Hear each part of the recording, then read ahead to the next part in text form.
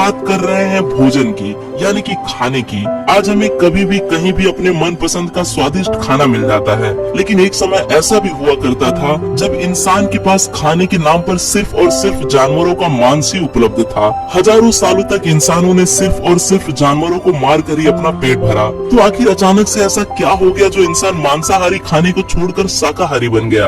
आखिर कैसे इंसान ने खेती की तकनीक को जन्म दिया? तो हाय दोस्तों, मैं हूं आपका दोस्त रोहित और आप देख रहे हैं यूनिवर्स एडवेंचर। और आज के इस एपिसोड में इसी विषय पर चर्चा करने वाले हैं कि आखिर कैसे इंसान को खेती करने का आइडिया आया।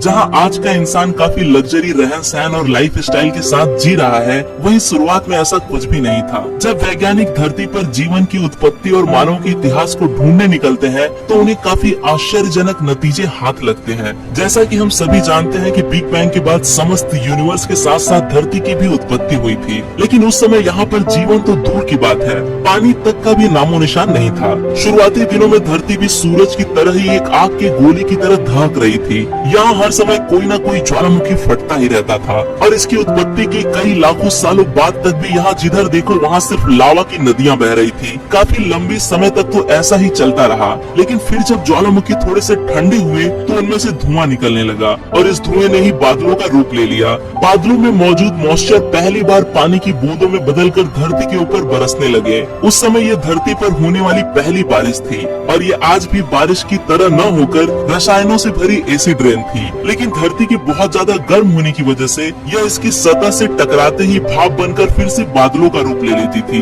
यह सिलसिला कई हजारों सालों तक ऐसे ही चलता रहा और बारिश की बूंदों की वजह से धीरे धीरे धरती की ऊपरी सतह ठंडी होने लगी। इसके ऊपर मौजूद लावा की वो सभी नदियाँ ठोस होकर चट्टानों का रूप लेने लगी और इनके ऊपर मौजूद बड़े बड़े गड्ढों में पानी इकट्ठा होकर तालाबों का रूप लेने लगा। वैज्ञानिकों का मानना है कि धरती की भीतरी सतह तो आज भी बहुत गर्म है और इसके बीचों बीच आज भी बहुत ज्यादा लावा मौजूद है, लेकिन आज भी वैज्ञानिक धरती पर जीवन की उत्पत्ति का सही कारण पता लगा पाने में असमर्थ ही हैं। इसे लेकर समय समय पर कई अलग अलग थियरी सामने आती ही रहती हैं। कुछ का कहना है कि धरती पर जीवन किसी और बाहरी दुनिया से आया था। उनका मानना है कि धरती के जन्म के शुरुआती समय में यहाँ पर बहुत सारे उल्कापिंड आ गिरते थे। उन्हीं में से एक उल्कापिंड किसी दूसरे ग्रह से अपने साथ यहाँ पर जीवन को ले आया और हाल ही में वैज्ञानिकों के साथ कई लाखों साल पुराना एक ऐसा मीटियोर भी लगा है जिस पर दुनिया के सबसे पहले डीएनए को खोजा गया है। उनका मानना है कि धरती पर जीवन की शुरुआत यहाँ से ही हुई होगी, लेकिन वहीं दूसरी तरफ कुछ वैज्ञानिकों का ऐसा भी मानना है जब धरती पर मौजूद यह ज्वालामुखी फटते थे तो इनमें से निकलने वाला रासायनिक तत्व पानी में जा मिलता था। ऐसे में आसमान से होकर निकलने वाली बिजली भी इस रासायनिक तत्वों पर गिरकर इनकी प्रॉपर्टीज को बदल दिया करती थी।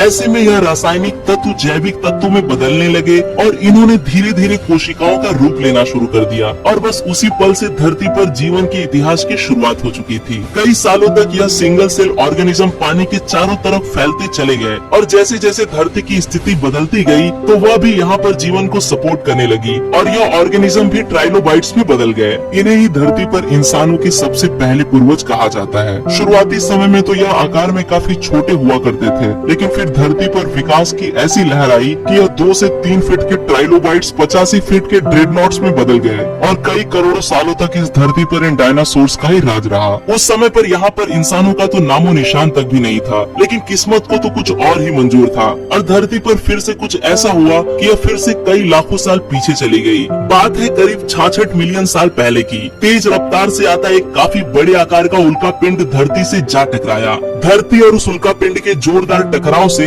यहाँ पर एक काफी बड़ा विस्फोट हुआ जिसने सब कुछ तहस नहस करके रख दिया और देखते ही देखते कुछ ही देर में धरती से पूरा का पूरा जीवन ही खत्म हो गया। धरती की करोड़ों सालों की जैविक रचना की मेहनत एक पल में ही राख में तब्दील हो गई, जिसका नतीजा यह हुआ कि यहाँ पर कई साल लंबा हिमयुग चला। इस समय धरती पर से जीवन पूरी तरह से हमेशा हमेशा के लिए खत्म हो सकता था, लेकिन हमेशा की तरह जीवन कठिन से कठिन परिस्थितियों में भी अपना मार्ग ढूंढ ही निकालता है और इतना सब होने के बावजूद भी धरती पर जीवन एक बार फिर से पनपने लगा। बेशक चाहे इस प्रक्रिया में फिर से कई करोड़ों सालों का समय तो लग गया, लेकिन इस बार जब जीवन धरती पर वापस लौटा तो इसकी लंबाई में भी कमी आ चुकी थी, लेकिन वह अपने वजन में काफी इजाफा कर चुका था। इस बार धरती पर कई टन वजनी मैमथ ने हुकूमत की, लेकिन अभी भी धरती एक ऐसे जीव के इंतजार में थी जिसके जन्म के बाद यहाँ पर सब कुछ बदलने वाला था। और आज से करीब 1.5 मिलियन साल पहले धरती पर अर्ली ह्यूमंस का जन्म हुआ। धरती पर जीवन बने रहने के लिए उन्होंने शिकार करने की काबिलियत को हासिल किया। शुरुआत में तो वह छोटे जानवरों का शिकार किया करते थे, लेकिन धीरे धीरे समय के साथ साथ उन्होंने कई बड़े बड़े जानवरों को भी अपना निशाना बनाना शुरू कर दिया। हमारे पूर्वजों द्वारा ऐसा किए जाने के पीछे 2 कारण रहे होंगे। पहला तो एक बड़े जीव को मार गिराने के बाद उन्हें काफी लंबे समय तक भोजन की तलाश में भटकना नहीं पड़ता था, और साथ ही बड़े जीवों की हड्डियां मजबूत हथियार बनाने और उनकी चमड़ी ठंड से बचाने के पोशाक बनाने के काम आया करती थी। ऐसे में उनके लिए किसी छोटे जानवर का शिकार करने से बेहतर विकल्प किसी बड़े जानवर को मार गिराने का ही रहता था, जिससे उनका समय और एनर्जी दोनों ही बच जाया करती थी।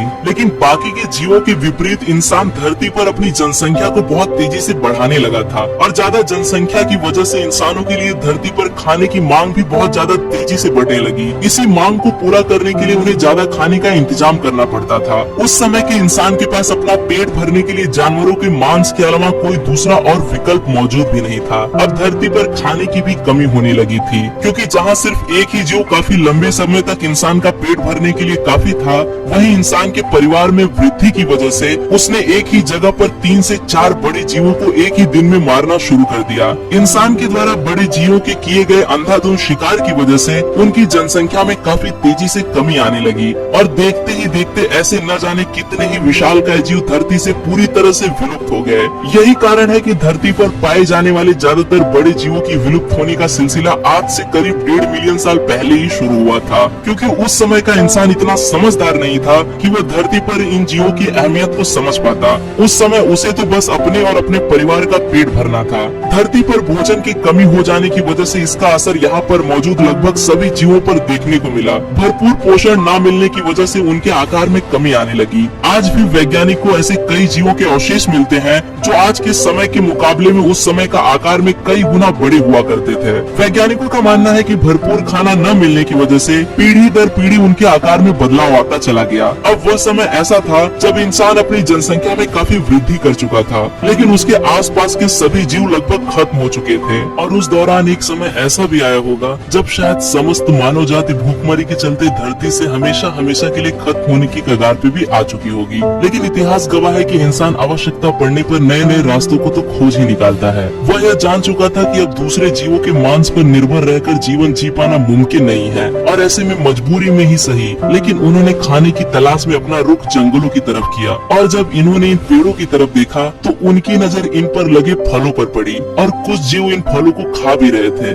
जब उसने भी इस फलों को खा कर देखा तो उस पल से ही धरती पर सब कुछ बदलने लगा। इंसान को यह एहसास हो गया कि इन फलों को खाने का मुख्य स्रोत बनाया जा सकता है। ऐसे में उन्हें ना तो किसी जीव की हत्या करनी पड़ेगी, और अत्यधिक मात्रा में फलों के मौजूद होने की वजह से अब उन्हें कभी भूखा भी नहीं सोना पड़ेगा। फलों को खाते खाते उन्हें समझ आने लगा कि उसके बीजों से इन्हें फिर से उगाया भी जा सकता है, और यहाँ से पहली बार धरती पर खेती का जन्म हुआ। धीरे धीरे ज्यादा से ज्यादा लोग खेती के जरिए शाकाहारी जीवन की तरफ रुख करने लगे, लेकिन उसके बाद आग की खोज ने तो शाकाहारी भोजन के विकास की इस प्रक्रिया में एक अलग ही क्रांति ला दी। वह अब अपने भोजन को पकाकर और उसमें नए नए प्रयोग कर उसे एक नया रूप दे सकता था। पका हुआ भोजन ज्यादा स्वादिष्ट तो लगता ही था, लेकिन पका हुआ भोजन खाने की वजह से उनका दिमाग भी काफी तेजी से विकसित होने लगा था। अब इंसान के पास धरती पर भोजन की कोई कमी नहीं थी। यह धरती पर इंसानी जीवन का एक ऐसा अहम मोड़ था जिससे इंसान धीरे धीरे जानवर से बदलकर सभ्यता की ओर बढ़ने लगा। अब उसने जानवरों के साथ भी दोस्ती करनी शुरू कर दी, क्योंकि उनके साथ मिलकर खेती की इस प्रक्रिया को एक अलग ही मुकाम पर ले जाया जा सकता था। और खाना पकाने के लिए जब वो पानी को उबाला करता था तो ऐसे में पानी तो भाप बनकर उड़ जाता था, लेकिन उसके पीछे एक सफेद रंग का पदार्थ रह जाता था। और जब इंसान ने उसका स्वाद चखा तो उसे वो इतना स्वादिष्ट लगा कि वो इसका इस्तेमाल खाना बनाने में भी करने लगा। और बस इस तरह से इंसान ने नमक की भी खोज कर डाली। धीरे धीरे इंसान ने देखते ही देखते मसालों को भी खोज निकाला, और आज आपको हर रोज एक नए तरह का व्यंजन